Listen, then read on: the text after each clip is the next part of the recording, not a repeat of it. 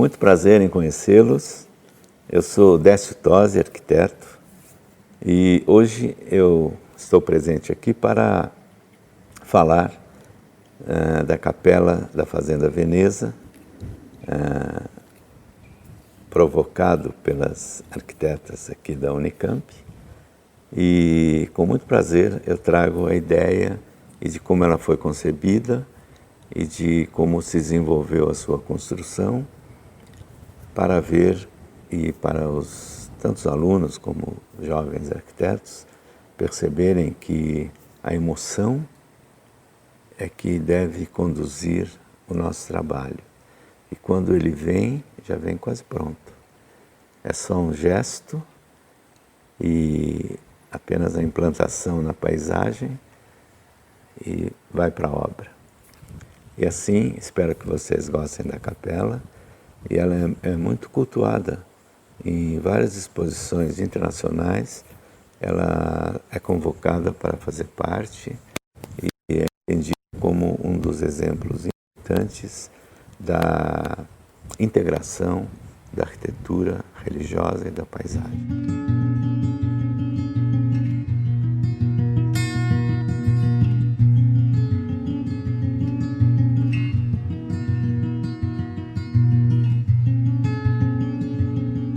Estamos aqui na Fazenda Veneza,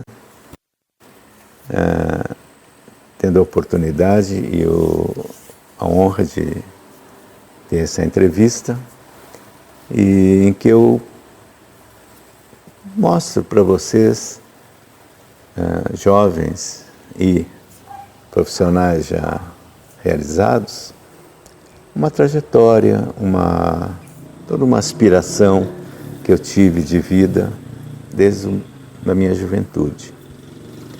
Eu venho de uma família em que meu pai era um engenheiro de comunicações e tenho dois irmãos, um mais velho e um mais novo. O mais velho era diretor de televisão, entrou nessa questão da comunicação. E eu fui para a arquitetura e tenho um irmão mais novo, o Cláudio, que se formou arquiteto, mas segue a profissão de pintor, artista plástico. Então, o nosso meio de criação foi sempre muito dentro das informações que meu pai sempre trouxe, né? Ele era um engenheiro italiano que veio para o Brasil, casou-se aqui e não voltou mais. E formou a sua família e sua vida aqui no Brasil. Era um homem muito sensível e nos passou toda essa sensibilidade também para que cada um de nós seguisse o caminho das artes. Dentro das artes, todos naturalmente foram, mas cada um no seu campo.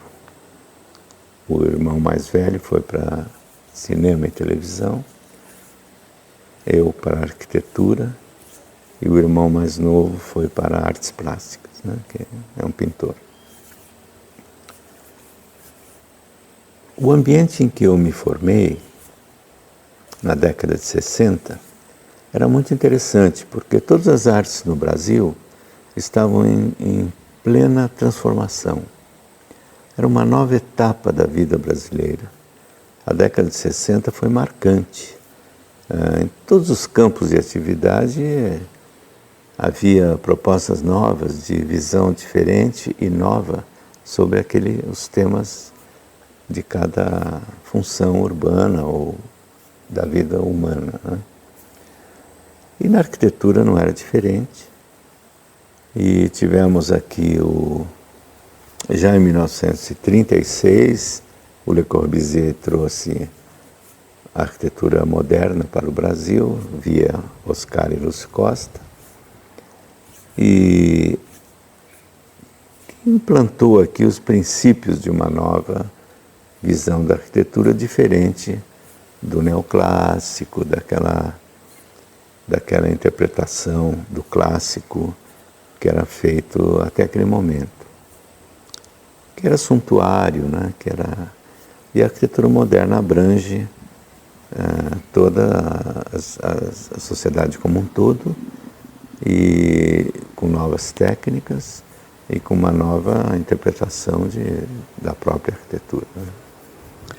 E no nosso caso, como influência, nós tínhamos um professor, Vilanova Artigas, que era o professor de todos, independente de ser da FAU, do Mackenzie, da Belas Artes, de outras escolas. Ele era o grande líder teórico da arquitetura brasileira, né? Naquele momento que ele viveu, com uma obra excepcionalmente pura e belíssima, e trazendo ideias fantásticas. E uma delas é a interpenetração da cidade e da arquitetura. E que essa eu achei muito interessante, sempre gostei muito disso. E em todos os meus trabalhos eu procuro fazer, não fazer um limite entre a cidade e o projeto. Sempre fazer uma integração da cidade e do projeto. Em casas, por exemplo, eu tenho uma casa em Sorocaba que é muito interessante, do Paco Moreno Pintor, Francisco Moreno Pintor, que a rua entra no pátio da casa. Essa casa eu gosto muito. E todas elas seguem o mesmo caminho, a mesma intenção. Quando não reproduzem lá dentro um espaço urbano de praça, de vivência coletiva, né? De mais associação entre as pessoas.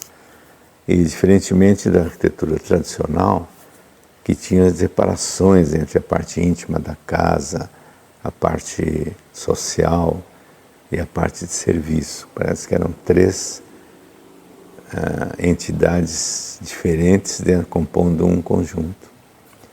E exatamente essa divisão, essa separação é que a arquitetura moderna, e principalmente a arquitetura de São Paulo, propõe. O encontro de um espaço uno, em que tudo pode acontecer integradamente. Então essa é uma postura já de início e que eu aprendi bastante, compreendi bastante. E quando eu fui fazer meu primeiro trabalho, que foi a Escola de Santos, eu tinha um compromisso muito grande com o espaço urbano. Então aquela proposta daquela plataforma que é o recreio dos alunos, né? Ela quase que é uma extensão da cidade, e é uma extensão da cidade. E tem a ver também com o morro, quer dizer, ela é um elemento muito importante no trabalho. E sob essa plataforma eu coloquei todas as partes de serviço, auditório, tudo embaixo daquela praça. E sobre a praça só o objeto das aulas, que tem um desenho muito particular, porque ela é orientada pela ideia de fazer com que a arquitetura seja uma transformação ambiental, que fosse uma transformação da natureza. E realmente ela é um artefato, um desenho que capta a luz excessiva, natural, e através de tubos de reflexão, de aberturas, de planos de reflexão, ela transforma em boa para o ensino, para o bom olhar, né? Quer dizer, em que o olho não é forçado, o olho tem uma resposta natural com relação ao ambiente. Portanto, o ser fica integrado na natureza, no ambiente natural. Então você vê que através da arquitetura é possível fazer um exercício de transformação da natureza e transformando-a em inadequada e muito agressiva ao ser, em boa para o seu uso. através de elementos da própria arquitetura, no caso, só o concreto. O concreto, que é um elemento moldável, ele pode ser feito em qualquer desenho. E o desenho foi nascendo em função dessas buscas de transformação da natureza. Esse trabalho é muito interessante. Ele orientou alguns outros, uma escola em São Bernardo do Campo, algumas casas em São Paulo, que tem sempre um pátio central de reunião das pessoas e que a luz é zenital, entra pelo teto. Esse partido é recorrente no meu trabalho de arquiteto, até os últimos, o Fórum Trabalhista, que é um projeto muito grande, mas ele pega a luz e ilumina uma grande praça pública. E num determinado momento, eu recebi o convite de uma família amiga dos meus pais, tradicionalmente amiga dos meus pais, para que eles tinham uma propriedade aqui e queriam fazer a capela, porque eles já tinham comprado a propriedade com a residência, uma residência térrea que acompanha a curva de nível, uma grande curva assim na paisagem. E essa capela não estava feita, só deixei o lugar dela.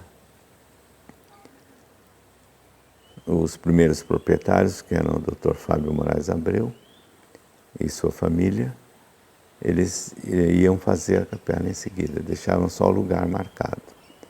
Aí houve o falecimento do casal e os filhos depois resolveram vender e a família Samarone então comprou e me chamaram para fazer a capela. E já tinha o lugar certo, até o caminho até ela já estava pronta. Então eu concebi essa capela como na beira do rio. Eu queria colocar dois conceitos: a cruz de Cristo e o abrigo do homem. Quando esses conceitos ficaram bem claros no meu pensamento, o desenho veio rapidamente. Por quê? A cruz de Cristo eu implantei na água, muito simbólica, né? Com todas as possibilidades da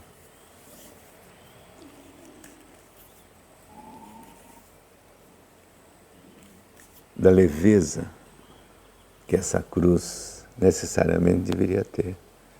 Mesmo porque já bastante contrastante com o verde do entorno, a cruz era vermelha, que quer significar assim o sangue de Cristo.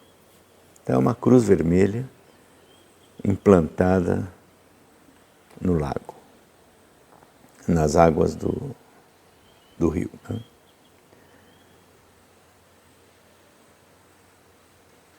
E a capela se reporta a uma arquitetura inicial da abóbada,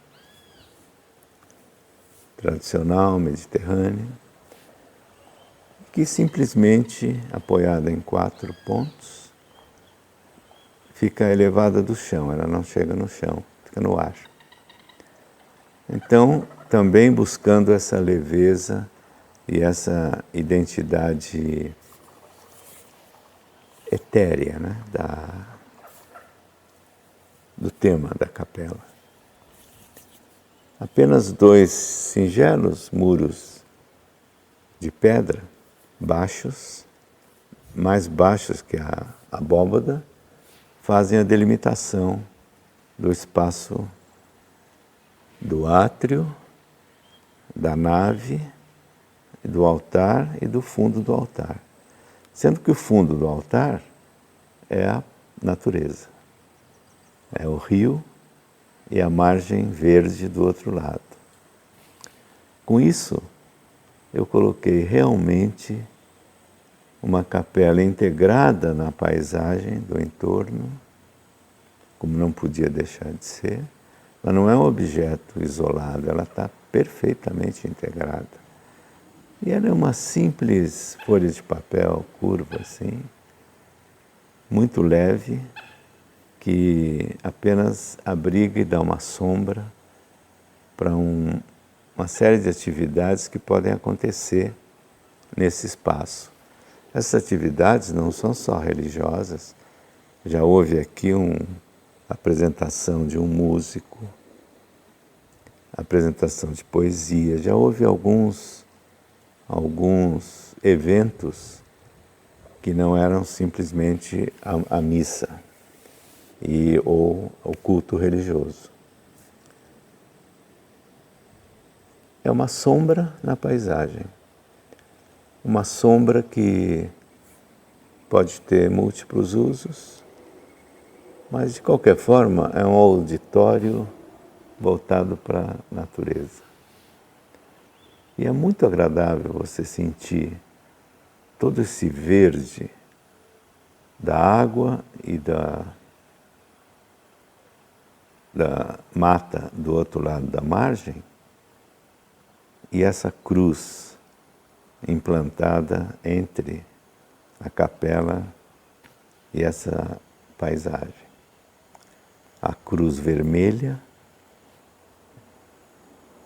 que é uma cor complementar ao verde, ela se sobressai bastante. E, simbolicamente, eu a coloquei não paralela à capela, e sim criei um eixo distônico com relação ao espaço da capela. Ela é um pouco inclinada. Como era a palavra de Cristo distônica com relação à sociedade da época. Toda essa simbologia está expressa em duas formas, uma abóbada e uma cruz, inseridos numa paisagem bucólica e à beira da água como esta. É simples. Para chegar nela não foi simples, foi muito elaborado, muito pensado, mas também não muito longa. Uma semana já foi suficiente para concebê-la e apresentá-la ao proprietário, que gostou muito, e em seguida já partiu para a execução muito rápida. É uma abóbora de tijolo, uma coisa que em 3 meses ela deu para ficar pronta. Depois foi só fazer os acabamentos e a capela está aí configurada e tem sido muito reclamada, convocada para exposições de arte sacra internacionais, como sendo um exemplo de integração muito forte da imagem da religião e da natureza. Então, em Pavia, na Itália, na França, participou de uma exposição. Aqui em São Paulo, né, algumas exposições e alguns livros internacionais, ela faz parte.